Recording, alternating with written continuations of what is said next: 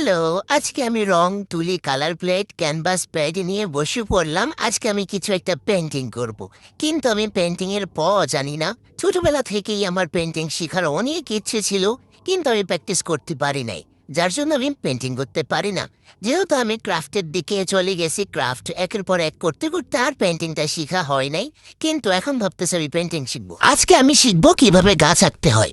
আর গাছ আঁকার জন্য যে কালারগুলো লাগবে সেই কালারগুলো আমি একটার সাথে আরেকটা মিশিয়ে তৈরি করে নিব। এখন আমি তুলির মধ্যে রং লাগিয়ে নিয়েছি, তারপর কি করব আমি জানি না। এটা জানি যে এখন আমি পেপারে ঘষাঘষি করব, রংগুলো পেপারে লাগাবো, এতটুকুই আমি জানি।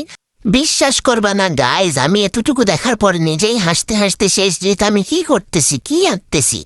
যাজ্ঞা দেখা যাক শেষ পর্যন্ত এটার লুক কি আসে। আজকে আমি মন মতো আঁকতেছি, কালকে আমি শিখে তারপরে আঁকবো। আর তোমরা শোনো, আমার এই পেন্টিং দেখে হাসাহাসি না করে তোমরাও এই কম্বোটা কিনে নিয়ে তোমরাও পেন্টিং শুরু করতে পারো, পেন্টিং শিখতে পারো।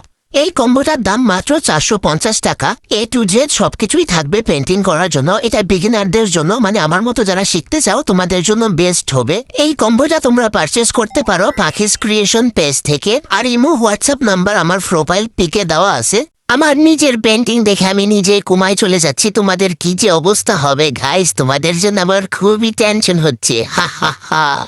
কিছু করার নাই, আমার আজাইরা ভিডিও তোমাদের দেখতেই হবে, আজাইরা বকবক তোমাদের শুনতেই হবে।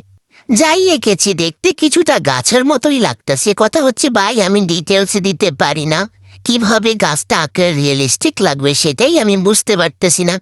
সেটা আমাকে শিখতে হবে। যাই হোক, আমার গাছ আঁকা শেষ। এখন ভাবলাম একটু রং বেঁচে গেল, এটা নিচে একটু ঘাস মাস আঁকা দেই। ঘাস আঁকতে গিয়ে কি যে মজার বিষয় হলো, গাছ আঁকতে গিয়ে আমি নিচে দিয়ে মনে হচ্ছিল যে আরেকটা গাছ এঁকে ফেলছি।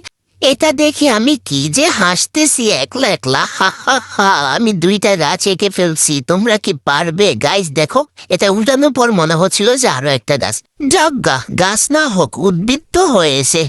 তোমরা যারা শেষ পর্যন্ত ভিডিওটা দেখছো তোমাদেরকে অসংখ্য ধন্যবাদ, তোমাদের ধৈর্য আছে বলতে হবে।